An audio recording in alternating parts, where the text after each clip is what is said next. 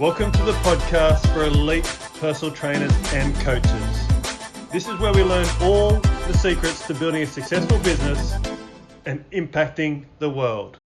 No, I'm just kidding. What's happening with Keegs? We actually talked the whole time about mentality and stuff. It was really interesting what came out of it. Like, we didn't really get into like rights and wrongs of training or training theory or we didn't even really talk about that. We took like an objective viewpoint of it, looking at the mental side of everything. It's very interesting. Good. Yeah. It's he's an interesting guy. Thank you so much for taking the time as well to jump on and have this chat. I really appreciate it. The thanks is going to you, man. Yeah. So, look, I think, do you mind if we just jump straight in? Because I think Let's just go in. Yeah, if I chat too much, we'll probably get all the good stuff out before we record it. So exactly.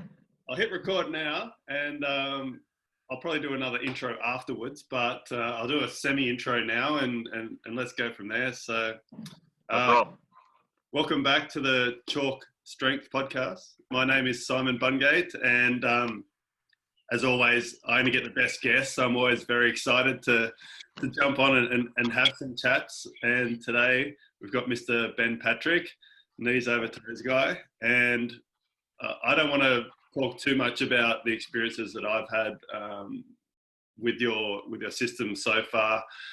What I want to talk about a little bit is a bit around the mindset shift that you've created for me recently, and that is, I guess, early in my coaching career, I did believe I could do anything. I believe I could really change people. I thought I could take them from being average athletes to elite athletes. And then I think there was a period of time over the recent years where I sort of fell into that mindset of my role is to just keep them,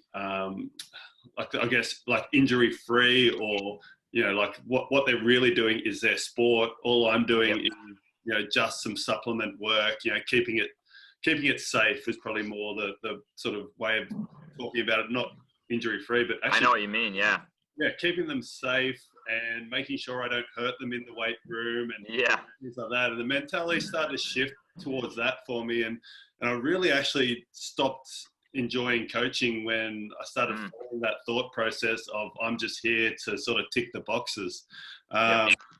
And coming across your information lately, it sort of sparked that thought pattern back in myself where, well, no, there is actually not limits that are set on the human body. We haven't pushed it as far as it can go. There's no way. There's people running fast 100 meters all the time and swimming fast and doing things that haven't done before. And I think that is one of the biggest things that I've got to thank you for, because it's really sparked that back in me. Oh man, thank you.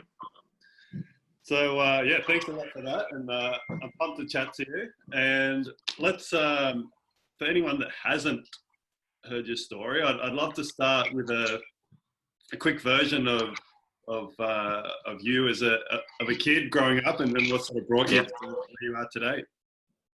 Well, I don't really know why, but for some reason at age 4, I made up in my mind I was going to be an NBA basketball player, even though my parents are short and unathletic.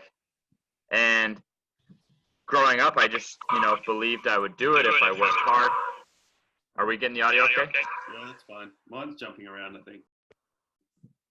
Okay.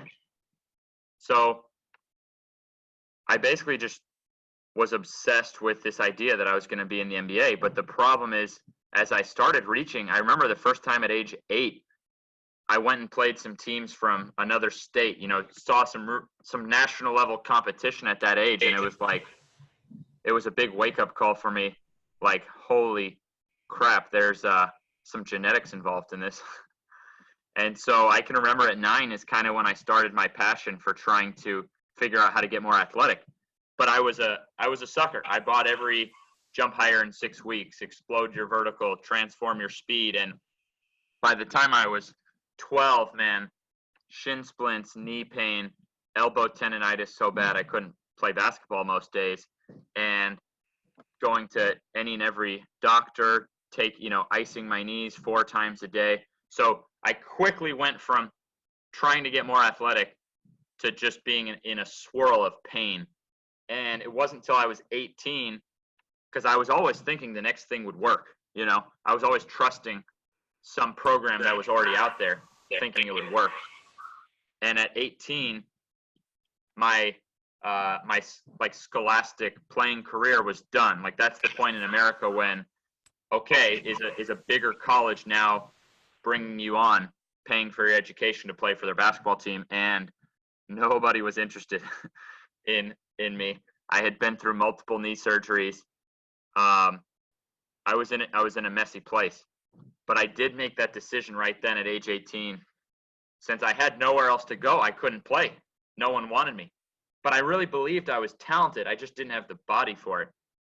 And mainly was just how much pain and injuries I was having, that I thought at the very least, if I could just not be in pain when I play, I could at least get into like the lowest level. And I loved the game so much, I would have been happy with that, just the lowest level of collegiate. And I said in my mind, my mission in life is to figure out how to bulletproof the body so I could play pain-free. And so then I was trying anything and everything on that aspect with that mindset, and really seeing things for myself. And so it was at about 20 that I started on this knees over toes journey, because that actually was the first thing. Like you mentioned, there's training in the weight room to avoid pain in the weight room. That wasn't my problem. I had been doing all of that. The problem is that every time I would go back out to play, I'd feel really bad knee pain or injure my knee. The knees over toes stuff hurt in the weight room, but when I went out to play, it didn't hurt as much. That was my epiphany. And my life, the last 8 years of my life, has been one big knees over toes journey that worked out well enough that way past the age that is even socially acceptable, I was actually given full college scholarship, played professionally, and now I'm still pursuing, like, I'm trying to jump higher next week than I did this week. So that's kind of a quick recap of how I got to now. Yeah, that's great. And I think everyone listening can already feel the energy there and the excitement that's created. And the excitement that's created in you gives you the ability to share that and yeah, I guess give that energy and excitement to other people, including your athletes. I've got a question in there. I work, and I know a lot of our listeners work with youth athletes around that 12, 13 through to 15 years old. And I know I have heard you say before that you wouldn't change what you've gone through because that's what has made you learn and made you the person you are. But for you now, if you are working with somebody who's coming through, maybe they are in pain or they're not in pain yet, and they're going through that, testosterone phase where everything's growing and everything's starting to hurt with a lot of the kids. What would be the things you would implement for that sort of age in particular? Man, I would absolutely be building, there's plenty of ways to call it, but I call it strength through length, meaning I wouldn't be shortening up into, box squats and deadlifts and stuff like that. Yet I'd be working the deepest ranges of motion I could and building the strength that way. And I think that, coupled with playing the sport itself, you're already spending so much time in these shortened positions. There just seems to be something magical about actually getting stronger. So I'd get a very small toolbox of exercises, maybe 6 to 12 exercises, but actually get to where, okay, every 12 and 13-year-old kid on this team is going to be stronger through these exercises than any kids on any other team. I wouldn't do the speed ladders and all that stuff. I would just focus on that strength through length. And then, depending on the sport, I would focus on getting as balanced as possible in the sport. So if it was basketball, the goal for every kid on the team, I wouldn't punish or criticize them for how high they could jump. I would put the pressure on being able to jump evenly off each leg. And this just gives a wonderful basis to not get hurt along the way. And so many basketball pains and injuries, like in my sport is basketball, come from players by the time they reach 18 I test these guys, they're often jumping a foot higher off one leg than the other, and their body is just a mess at this point. Now, we can reverse that out, but you can imagine how much easier it would be to develop a balanced body in the first place. So kids at that age, 12, 13, have just an incredible opportunity on their hands to bulletproof their bodies by getting strong through the deepest possible ranges of motion and by truly mastering each side of their body for their sport. Yeah, I love that, and that's what we're seeing. You know, we're seeing more patella tendon injuries and Achilles and severs and things like that. And you know, obviously we get in my gym, we get to see a lot of them, and we see their mobility and we see their ankle mobility, you know, being under 4 centimeters is like often it's wow. amazing. We see the balance being very poor. Tell me, for you, so you see somebody, say it's a 12 or 13-year-old, and you can see that they can jump okay off 2 feet, but there's a big difference between maybe jumping off 1 foot or jumping off right to the left. Yep. What sort of things would that tell you, and what sort of things would you start off with those kids? So just to address the question specifically, so that's a very common thing, someone who can jump high off 2 feet but not 1 foot. And there's 2 key things that come into play. And I'm talking about this from a training perspective. The number one thing is often just that the person is a product of only practicing one or the other more. And so because of all those thousands of reps, their body has actually certain muscles, certain tendons and mechanics have developed a certain way. So they're, from the start, if you want to be a good 1 foot jumper compared to your 2 foot, don't do 10,000 2 foot jumps and 10 1 foot jumps. Like, you know, build it up. But now take the guy who didn't realize this, is listening to this now and wondering how does he get up the 1 foot jump. So I just wanted to be clear on that the doingness of the jump itself is a key part of the process if you're growing up. Now at this stage, I find by far 2 key areas for the 1 foot jump. And it starts with the tibialis muscle, which is basically, if you look at your ankle, you got the calf on the back and you got the tibialis on the front. And when you go to jump off 1 foot, your heel hits the floor very hard. And that puts a ton of weight on that tibialis. Say you've been squatting and deadlifting and improving your 2 foot jump through strengthening your ability out of your knees and your hips to put out force. When you go into a 1 foot jump now, I've seen people mess up their 1 foot jump from how strong they get their squats and deadlifts, because now they can put all this force and just destroy their lower leg, and their lower leg can't handle it all. And now you're looking at shin splints, and now you're looking at, you go to try to doing your 1 foot jumping and your shin splints hurt so bad, you are just miserable, and you think you will never jump off 1 foot because your body just wasn't built for it. And I only say that because that is exactly what I went through. I 100% believed that my levers, my femurs, my yada, yada, yada, orthopedic structure was not built for 1 foot. It's a myth why some people are 1 foot or this or that. And it was all bullshit. It was that was the first step of the equation. The second step, and these are the only 2 that I consider really major between 1 foot and 2 foot jumping. The second step is the hamstrings, but not the hamstrings in terms of a Romanian deadlift, not even the hamstrings in terms of leg curls, specifically the hamstrings in terms of a Nordic leg curl exercise on the way down. And I say that because the hamstrings, compared to any muscles in the body, are one of the strongest eccentrically, meaning as they are going from a shortened to an extended position. Meaning, if you looked at a leg curl, it's not uncommon that the most weight a guy can get up on 2 legs, he can practically control down on 1 leg.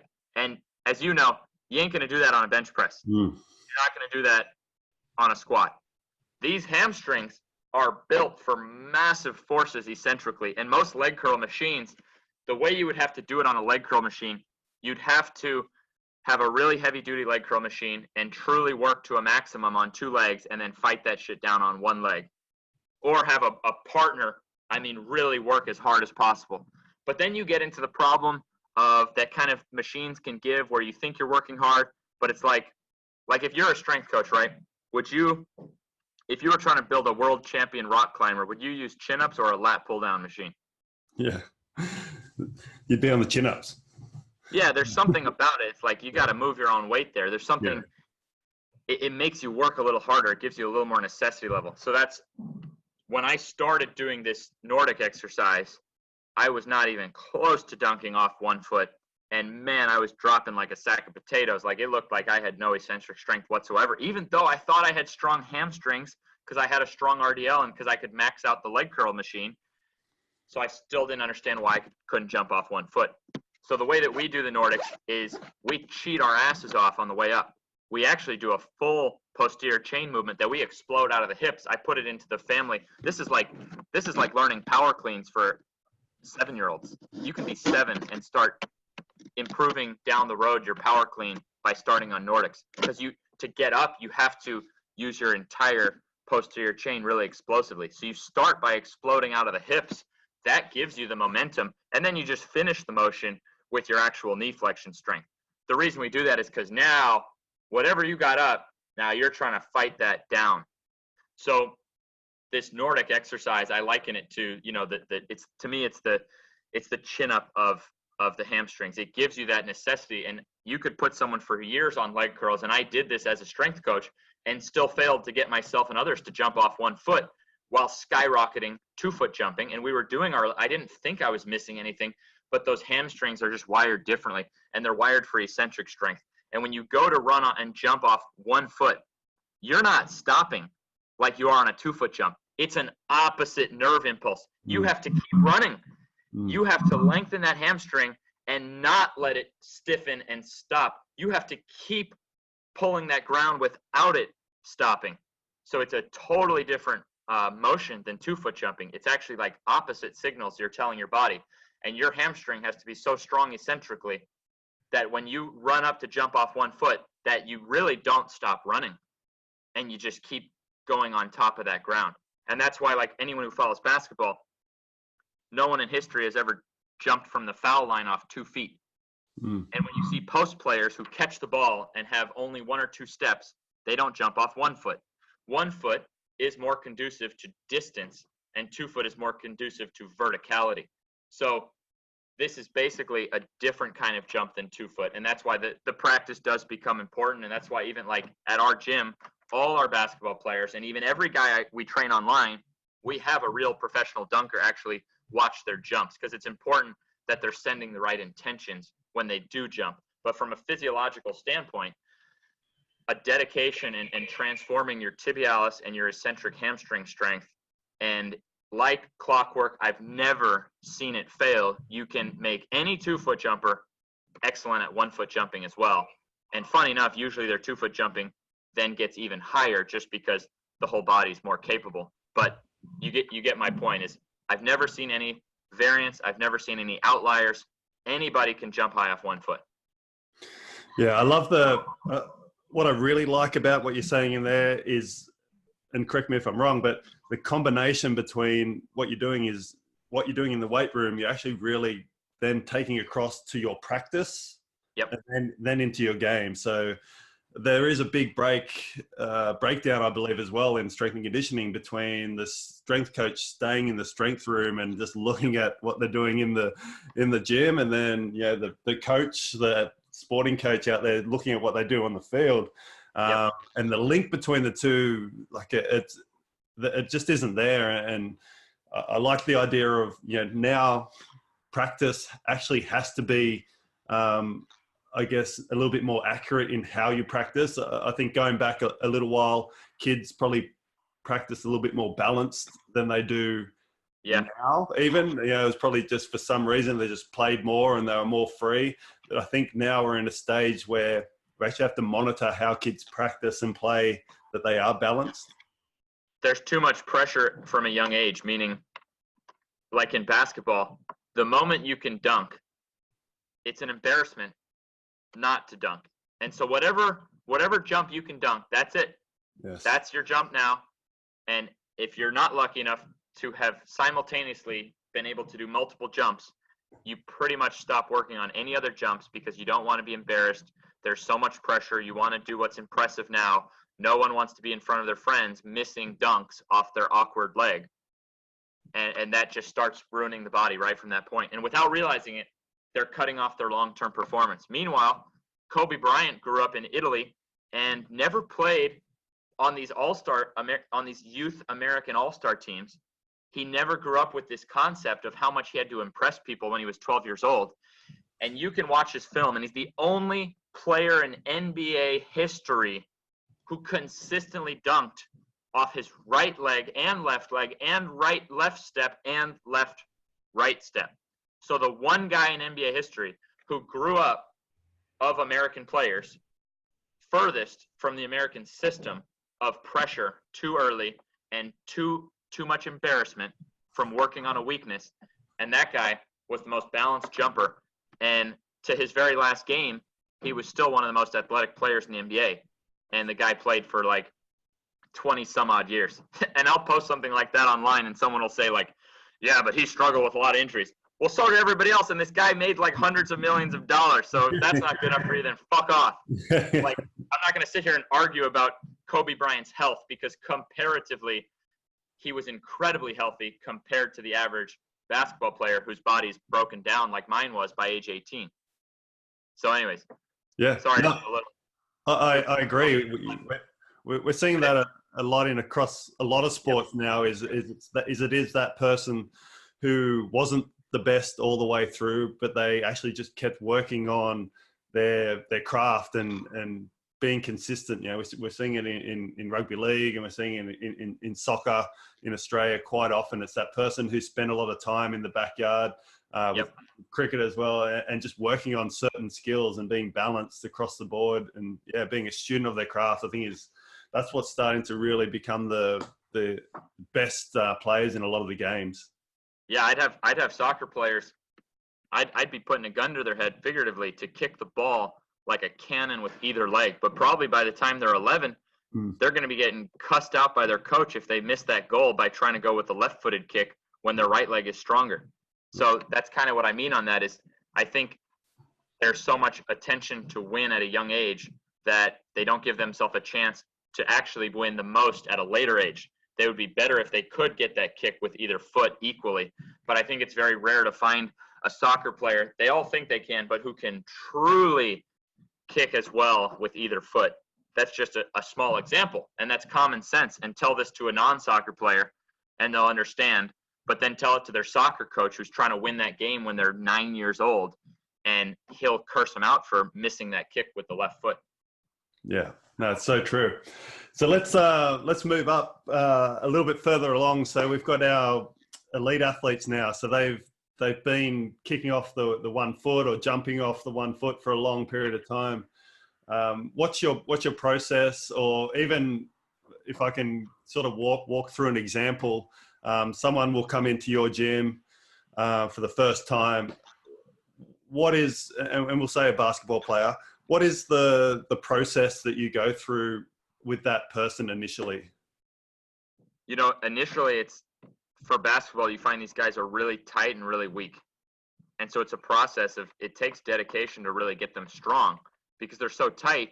How do you really dig into that strength and get them strong? So it's really about grinding through with these progressive exercises, like the way that we do split squats, you know, putting their front foot on something high enough that they can actually get into the movement and actually get some strength output, and then gradually getting better and better at that. And meanwhile, building up their balance on the court. And this is even, the professionals are worse than the teenagers. Their bodies are more wrecked than the teenagers. But man, when you do it with either of them, they just become a notch above what they were before and the guys in their leagues. So by doing this and by opening up the mobility, and now the guy's not getting so fragile, now you can really get the guy strong. And so it's pretty much that simple. We know we need to get the guys strong, but they tend to be in so much pain and lacking so much mobility that we just jump right to the strength, and we don't build the strength through length first. And so then by doing this strength through length, you just make your job so easy. You build these bulletproof guys who then can get into tougher and tougher movements and handle heavier loads without any chance of injury. So that's kind of where I'm at in the process now. I've been a strength coach for 5 years, and this is where I'm at. It's those beginning stages. You got to find the level where they can really push their strength through a full range of motion, and then suffer on up. And even though it doesn't look exciting at first, and suffer on up, and then you build guys who can just do so much more athletically than if they're always in this tentative state of trying to avoid injury or trying to improve strength, but not being able to do it through a full range of motion. Now they set a PR, then the next week they're injured, then they tweak this. You know, when you get tweak-free athletes, guys who just stop tweaking stuff, man, can you make progress? Because we all know we can make guys stronger, right? And any good strength coach can make guys stronger, but we also know that it's not as simple as adding. If you just added a couple kilos to your squat each week, you know, it's not that simple though. How many guys are then adding 50 kilos to their ass to grass squat every year? Give them 5 years, they're the strongest guy on the planet. It doesn't work that way, even though 2 kilos is so small. But in the scheme of things, it actually kind of does work that way if you never have any tweaks along the way. So a lot of people think my vertical jump transformation, it is absurd how big that difference is, but it was never from one explosion. It was from achieving a body that never gets tweaked, that never is hurt. And I have these athletes around me. We do it twice a week. I jump my ass off. I've now successfully gone a full year. And not only have I like never missed a session, like I've never even had a bad session that I'm like, I'm not going to do that many jumps today. I never ever hurt. I'm always able to work on my jumping, and I keep gaining that 1/100th of an inch each time, or whatever it is, you know what I mean? And then just keep gradually going up. And then you add this up after years, and I think you can almost manufacture like an Olympic athlete, because we can all agree on the ability to make progress. It's really the times when you lose the progress. It's all those little injuries that prevent you from being able to make any athlete an Olympic athlete. Yeah.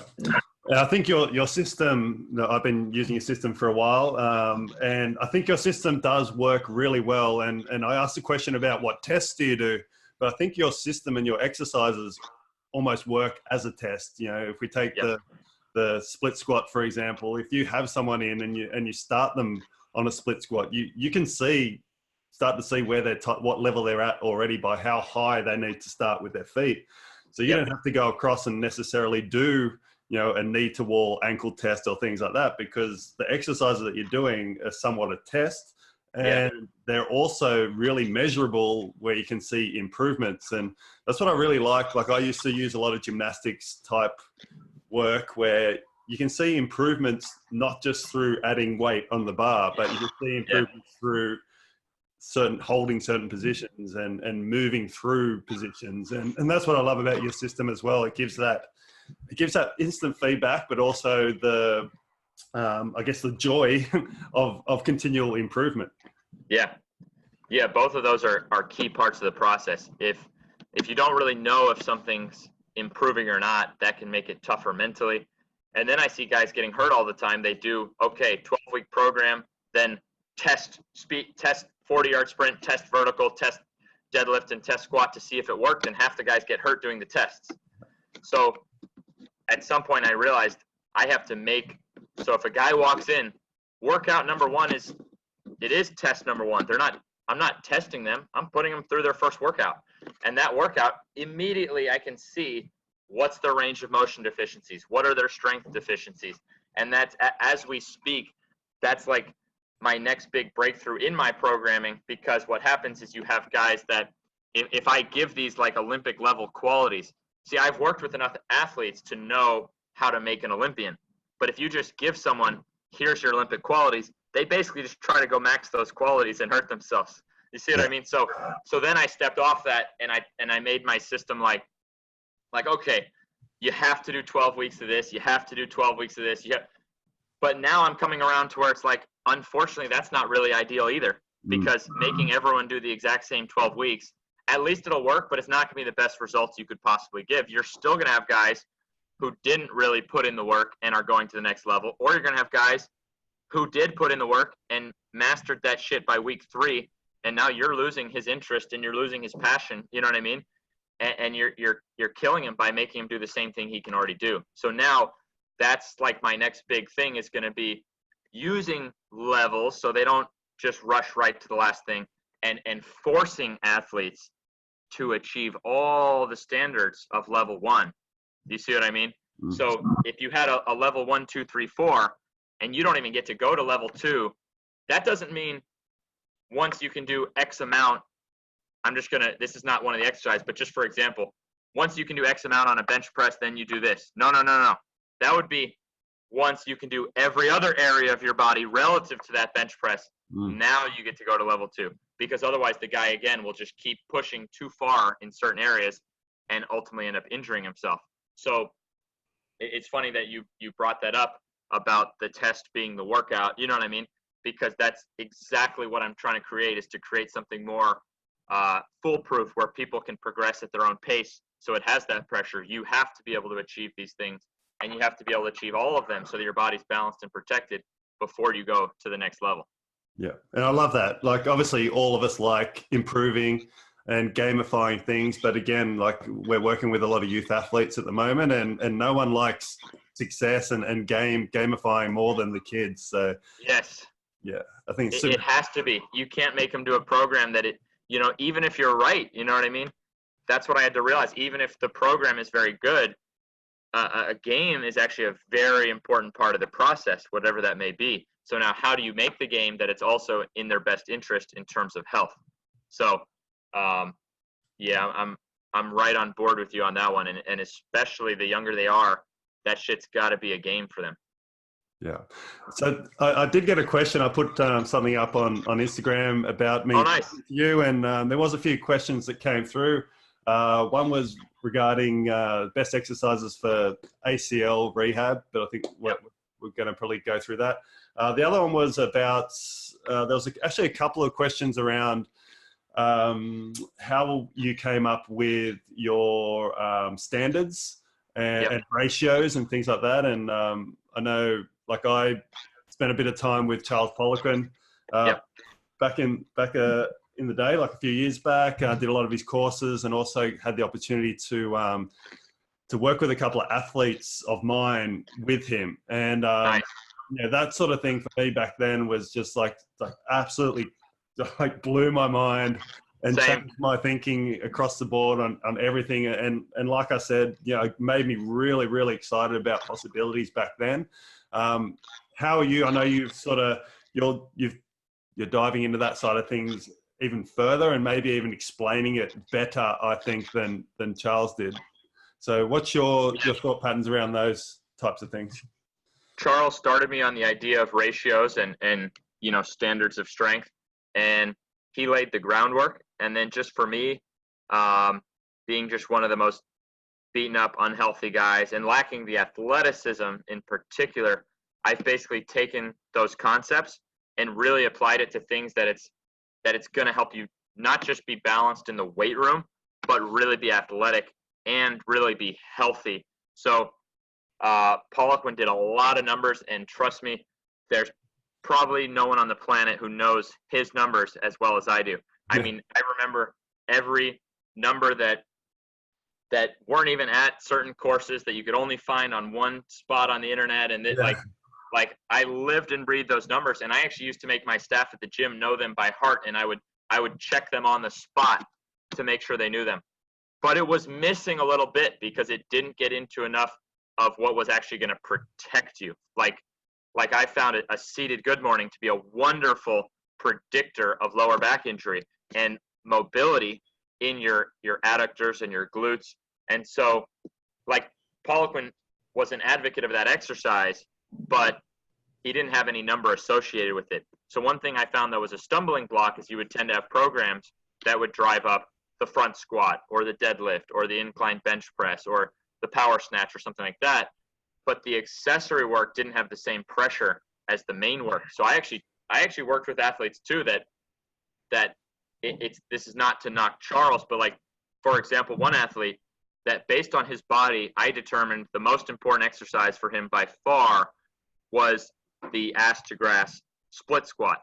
And he had only done 9 weeks of it in like 3 years of training. You see what I mean? So it was like, to him, it was like, oh, I've done split squats, but he had done 100 times more squats. And one of his knees had had surgeries on it and this and that. And I find for guys who've had surgeries, you might not even need to squat to be an Olympic champion, but you might need to be strong as fuck, like one of the best in the planet. If it's not going to be at a full depth squat, then an ATG split squat ain't an accessory exercise. You get strong on that, or you'll find no sympathy for me. You're going to have to get super strong legs. And if you're going to do that, you're going to have to couple that with a seated good morning. And if those numbers get out of whack, you're asking for back or knee trouble. So here's like an inside look that no one knows right now except you guys listening to this, is that with a bar on front on flat ground, doing a perfect split squat with the front hamstrings completely covering the calves without the back knee touching the floor. That's what I consider world-class mobility. You could get even more mobile than that, but I find it to be already like a world-class level. And that alone can take training just to get into. I don't want to get sidetracked, but I get a lot of questions about why I don't use stuff that's like evidence-based or something.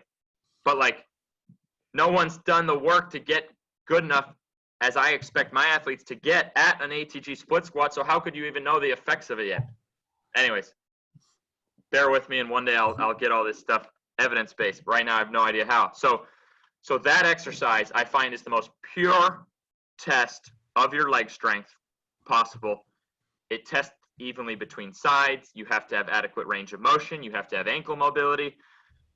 Whether you've had a knee surgery or not, you can't just have one leg being a bum leg and the other one doing the work, and you have to have hip flexibility and all this stuff. That exercise compared to a seated good morning with the bench height where your thighs are parallel to the floor and you get your abs to your bench, which that alone, again, takes considerable mobility work. No studies have been done on a seated good morning at the level of mobility that I'm requiring. First off, if you're a genetic freak, whatever, but if you're not a genetic freak, no sympathy on my end until your body weight on either of those exercises is easy. And so I've trained guys down to like, I've trained a guy who was working as a stapler, like he stapled paper together in a warehouse and didn't play any organized sports. But I saw this guy had a big neck and a big deadlift, and he didn't know what he was doing. And I trained this guy, and he was the most powerful rookie for Team USA bobsled. This guy didn't play sports, but I saw his strength potential, and I knew he was a goon. He didn't know how to run. He didn't know how to jump. And now the guy's, power cleaning 160 kilos like it's nothing. Aced all the power, most powerful guy for Team USA bobsled, which is the sport that requires the most strength and speed.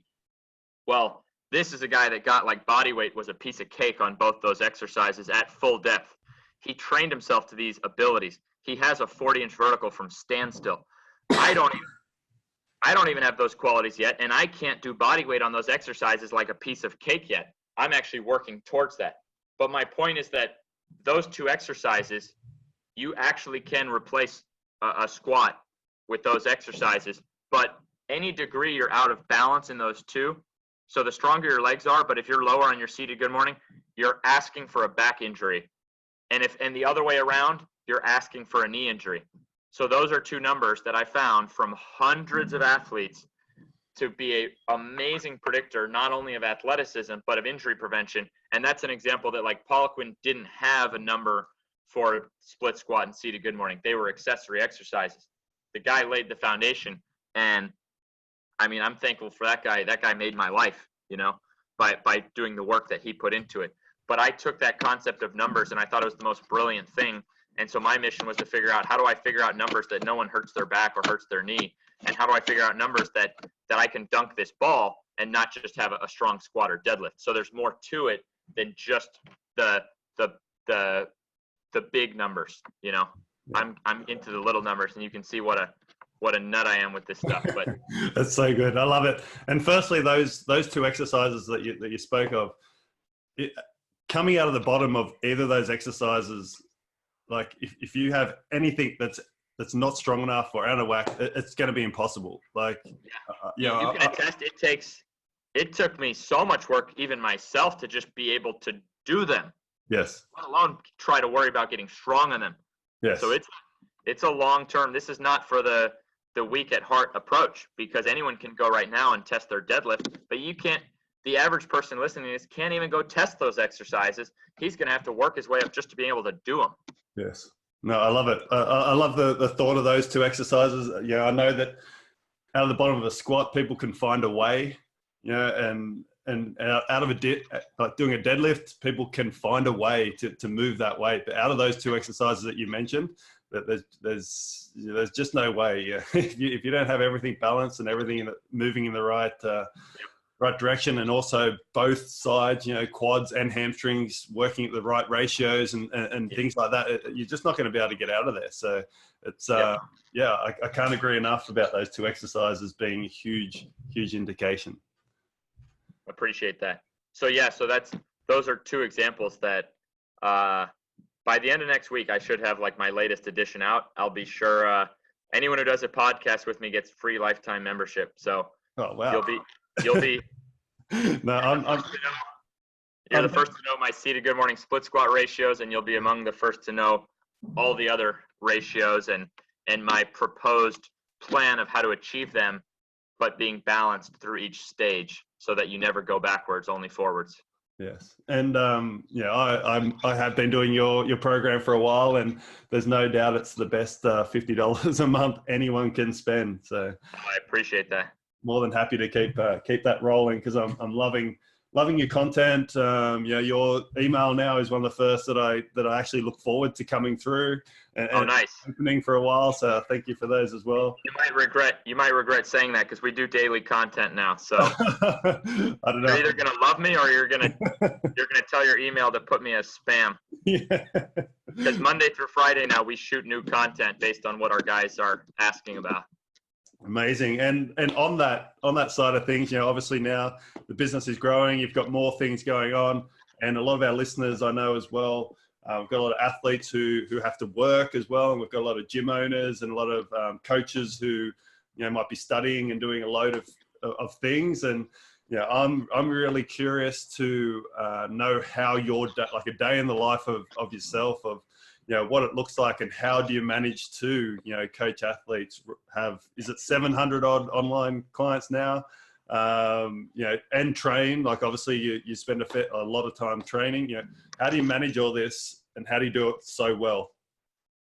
Well, so I have 953 athletes online. Awesome. And I still train people in the gym, but I've got, as Charles would say, you've got one ass, you can't sit on two horses. And so at a certain point I had to decide for myself that I was going to dedicate myself more, at least personally, maybe not the rest of my staff, certain staff, yes, but I was going to dedicate myself to being an online trainer. And to tell you the truth, without being able to spread to different countries, I'm not saying I don't have an American following, but it's a fact. If you look at my Instagram, when it shows which cities are following you, Australia's top 4 out of 5. You've got New York City amongst Sydney, Brisbane, Melbourne, and Perth as the top 5 cities in the world following me. The point is just that I do unorthodox stuff. So while I may help an athlete who's praising me in South Africa, I may have people across the block who think I'm nuts, and so this internet age has allowed me that even if I'm niche, even if I'm unorthodox, you know what I mean, that I can still find clients that to me, that I love working with, that I don't feel like doesn't have their heart in it, you know what I mean? And the alternative was kind of working with teams, because even if coaches recognized it, it can be tough working with teams. You might have 3 kids who really buy in, and then other kids who don't, and it just wasn't for me. And the online world was allowing me to connect with like-minded people everywhere. So for me, my day starts online, and I still personally answer all my questions. But what I started doing of actually watching the form, because if I'm going to put numbers on people that I want them to get, how do I know they're actually getting them? So those numbers, things for us, the way we do it, we have to see the form clip and be able to verify that it's perfect form. So that was a big burden to take on, but I knew that I had to do it to really look myself in the mirror at the end of the day. To be having people do unorthodox things and then not watch their form and make sure they're doing it right, it could do more harm than good, you know? I really don't believe that I'm too special.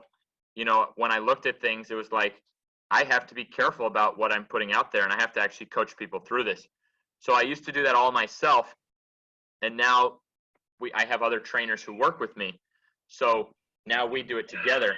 And so we try to break up the day. Like my ideal world will be to where like 24 hours a day, you know what I mean? Like we have someone so that you get your form coached like so fast. But we still like, we keep, you know, it's probably an average of maybe 4 hours after sending, which honestly, programs I did like this in the past, it was maybe like a week, 2 weeks, you know, to hear back, and you couldn't ask too much. And so every day I answer all my own messages. Everyone online has my personal number and ask me messages. And so I start my day by really taking care of business online. And then I come into the gym, and whatever like my select athletes are that I'm working with, I do a 90-minute training session, me and my other trainers, where we're working like with our top professional athletes and stuff like that. And then we shut down the gym, and then it's a 90-minute session where only the trainers are allowed to train. Because it's very important the way we do things. Like I'm back here with a couple guys in my office right now. One of them, we expect him to be the highest jumper who's ever lived. Like we expect that of him. And he's actually among probably the top 10 highest jumpers in the world right now.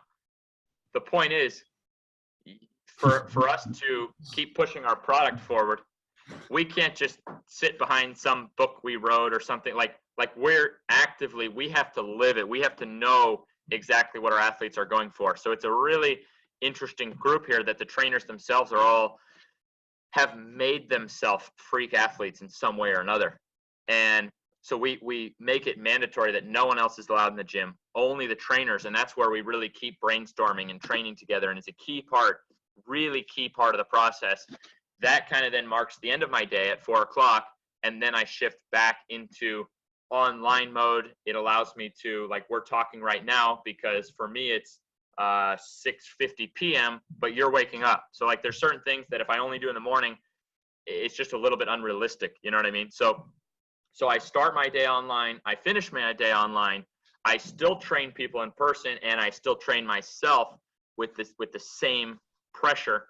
And that's pretty much how my day goes. So it took a while to figure out what would be the ideal day, but it's really enjoyable. It allows me to focus on my business, but stay true to still working with people in person. So 90 minutes in person, 90 minutes of my own training, and then the rest of my day, morning hours and evening hours online. It's awesome. Can I ask what your training session was today? Training session today was on the court. Okay. So training session today consisted of what we call one-on-one battles, which basketball at the highest level, you watch players and you wonder why certain of them are so good. They have certain things that we call go-to moves. These are like they're playing chess while other players don't really know what's happening. They're just running around playing. And so we do these one-on-one battles where we're not just trying to win. We're trying to win off a single move that every other player knows what move we're doing. We have to get it so polished that every player knows the exact move we're using, but that we can make our reads and still get open. And so we did that, and I won. So I'm having a good day. Was this the post this morning where I heard you like saying 30, like counting each time? Was that how many you're getting in a row, or? I don't know. That was probably from Monday. We do this Monday and Thursday. Yeah. I'm doing a very conservative approach right now, because after these games, we then practice our jumps. So I'm putting like full intent into my jumping. So Monday and Thursday, we're doing our basketball work and our jumps. Tuesday and Friday, I'm doing like my hardest leg workouts. And then I'm still kind of deciding like, you know, how I want to use the other days, if I just want to rest. So I'm taking like a really conservative approach. I've done everything under the sun. I've done, you know, legs twice a day, every day, or this or that, or, you know, I'm trying to find almost like what's the most conservative approach that you can really get results like every week. But the basketball session, full intent. Each weight room session, I'm actually trying to get stronger each week. I'm always experimenting. So that was kind of my work today. And it was a fun day because I talked about jumping off all the different positions, 1 foot jumping, 2 foot jumping, and then you have a right leg jump, a left leg jump, or you have a right left step off 2 feet or a left right step off 2 feet. And a lot of people might not realize unless they've played basketball. Some people, same thing, can jump super high with a left right step, but not even dunk with a right left step. One of the reasons that Derrick Rose, a famous basketball player, repeatedly tore his ACL is that he only jumped with a left right step off 2 feet or a left leg step off 1 foot. So he's only getting a hard heel toe on the left and a toe on the right, and his body's never balancing itself. And from his very first ACL, it was when he had a big impact that should have been absorbed by the right leg, which never receives that impact with the heel toe fashion. He tried to pull in his left leg in a super awkward position and tore his ACL. Now there's plenty of other factors, but the point is, on that play, it should have been a routine play, and it wasn't a routine play because without knowing it, he developed horrible imbalances. Point is, for me today, it was the first day that in a single session, I've been able to do all 4 of those plants, cleanly dunking like all 4 of them. It can be tough when you're training yourself from not doing something to like mentally be able to switch from jumps and not be in a rhythm of each jump. So yeah, every day has its own goal. And for me, I knew going into this session, of course I wanted to win, and we had a dozen guys out there. Only one of them leaves the winner. And we have a really highly paid professional who's here right now, and he beat me on Monday. And, he beat all of us. It's tough. Only one guy can win, So even if you are having a good day, someone else might have the best day of their life. It doesn't mean you didn't do a good job. So that felt good to win that. And then also to have the ability to do any of these jumps when, even a year ago, I couldn't do the 1 foot dunk. I could only do it off 2 foot. And a couple years before that, I couldn't dunk. I couldn't even grab the rim. So super fun day. I got to, train with my athletes, have a super fun time doing that. And now still, taking care of business and getting to live online, which is what I've elected as my purpose. So good. It sounds like the progressions have been pretty rapid and keep happening, and that keeps you excited as well. So what is, I know you've got the goal of hitting the head on the ring, and also, is it still a goal to make the NBA? Oh yeah, that's what I train for every time. Yeah. It's basically, it may sound cocky or silly, but that's just how much pressure I put on myself as a trainer, that I truly believe that I should be so good as a trainer that because I'm still my own trainer, that I could make myself go to the NBA. And I've been, that's the funny thing. You said like progress has been so fast, but I think that's what people don't realize is they think my progress is fast, but my progress is slow as hell. I just keep progressing. That's the trick of it.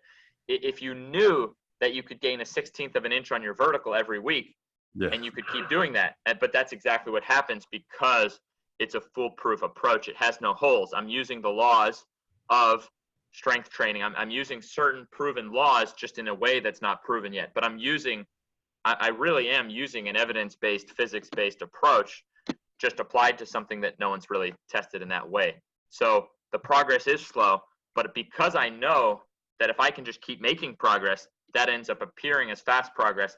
So I'm the first guy who's like super stoked about some jump that is meaningless to somebody else, or that they might be upset that, man, I wanted to gain an inch on my vertical this week. Well, you're not going to gain 52 inches this year because no one's ever tested with a 52-inch vertical total. So sure as hell, maybe it will happen in a week. But the point is, if you're upset that it doesn't, then you're not actually like approaching the right way if you really want to see your potential. So I've learned to take enjoyment in the littlest of victories. The littlest of victories make me super happy because I know that I'm along that path. So yes, it really is slow progress, but that's actually like the secret to making the big jumps that then people are looking at the whole progress and not seeing, anyone would invalidate or think it was ridiculous, my little victories, but then they add up to something that then makes sense. Yeah, no, that's awesome. Amazing. I love it. Tell me one more question, if you have the time. Yeah. And I want to go into the future. So it's like 5 years from now. What, Yep. what is Ben Patrick doing? What's Knees Over Toes? What's something that 5 years from now, I'm back at my gym because I'm on a 5-year plan that I started a year ago to make the NBA. So I'm back at my gym 5 years from now, having just played an NBA season, amazingly won a championship, which is shocking considering that I was started out as the trainer of the team and the coach thought it was ridiculous. But by the end of the season, I was the starting point guard. Yeah. So I'm feeling pretty good right now, man. I'm back home riding my scooter. Most people don't know I'm a weirdo. I don't live for the money stuff. I can't even tell you how excited I am. I have this little Vespa scooter. I love that thing. We're in a beach town, so I ride around on that thing. Like, who wants a new car when you can have a $1,000 scooter? So I'm back here. I'm on my scooter. I get to see my dog every day because I missed him horribly during the season when I was traveling. So I'm with my wife and my dog on my scooter. Kids are going to school. I'm, cleaning up dirty diapers and living the good life. So perfect? what about you? Where are you in 5 years? That sounds so clear. Well, in 5 years, I've finally got Ben Patrick down to our gym, Clean Shred, and we're telling the story to a packed out audience of 5,000 people. I think because we nearly had you here this year. I think me and Keegan almost had you coming down to Clean Shred. I think it was going to be this year, but I wanted to, but I knew that I had to just stay in this online world. I just had to stay in the lab. I still don't feel like I'm at a point where I can just be speaking out on it, as an authority. I love my little system where it's affordable for people and I get to keep trying to push it forward. So you're right. At a certain time of year, yes, we are out there 5 years from now. Yes. Visiting. My wife was born in Sydney. Yes. She's pissed that we don't live there, by the way. Like, she supports me staying here, but she wanted to move to Australia. Yes. But she's super supportive and amazing. But yeah, save this, because if it does happen, then that's too crazy of a story. But it's like, I'm always like taking ridiculous shots because the one time you make it, you know what I mean? Exactly. You miss 100% of the shots you don't take. So you might as well live a ballsy life. 100% agree. I love it. The boys are into it behind you. Look, that's like an hour. I was going to let you go. I reckon there's so many more questions I could have asked, but I would prefer to sort of leave it there, and maybe we jump on again in a couple of weeks or in a month or something, and go again with you. I want to talk about. I did hear that you something happened with you at Freshwater Beach here in Sydney, and I'm not far from there right now talking to you. Really? Is that correct? Something happened? I mean, all right, look at this.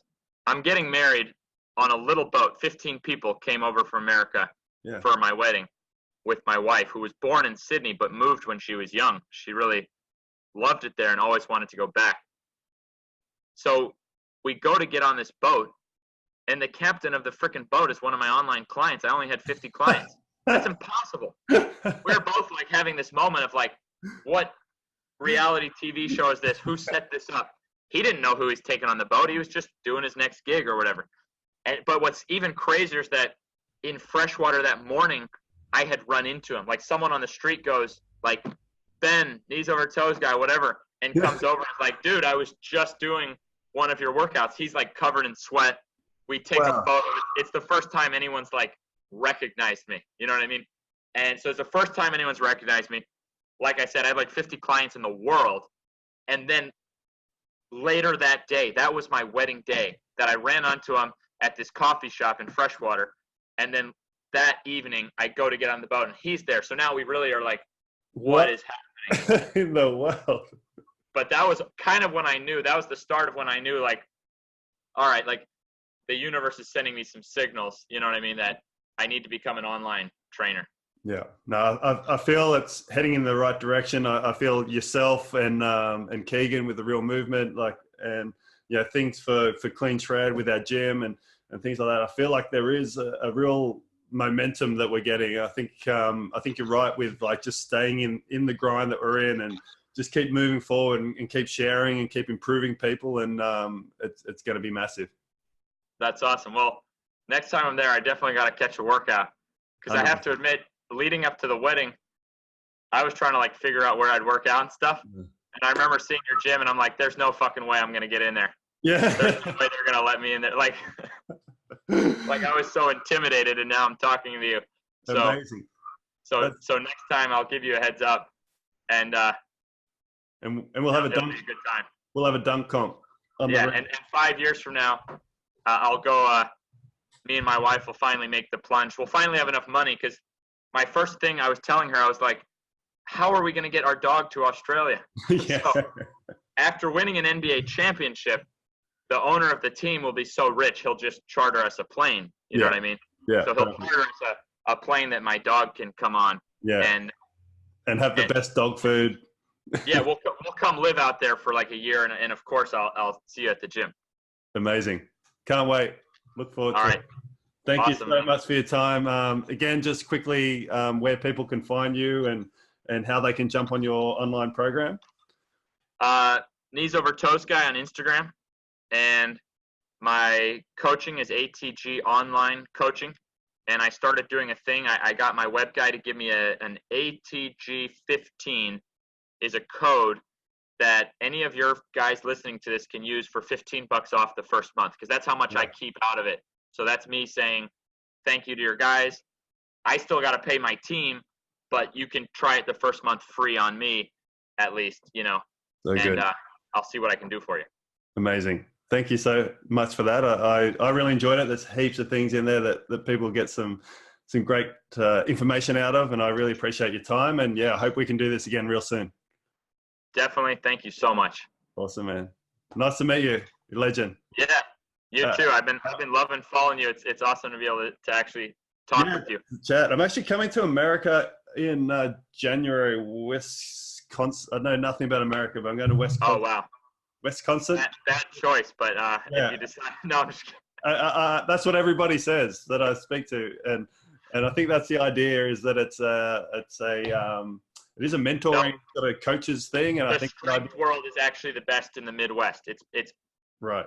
It's a boring terrain. It's not like what you're used to, like beautiful by the water. Like the terrain will be more boring, but that is the top strength world is in the Midwest. Yes, very cool. And then how far are you from there? I mean, we're pretty far, but I can tell you that if you do want to come over, we'll at least like put you up and stuff. You won't have to worry about any of that. So yeah, let's do it. Early January. Awesome. Well, you're definitely welcome, and we'll take care of everything if you come over. Amazing. Done. Yeah, you'll be sleeping in a tent in the squat rack, right? I don't mind. Perfect. Okay. No, we'll put you somewhere nice, but yeah, just let me know. Just let me know in advance if it works out. Look forward to it. Thanks, mate. All right, man. And we'll do another one soon as well. Yeah, love it. Thank you. Chat soon. Hey, bro. Have a good night. You too. Oh yeah, good day.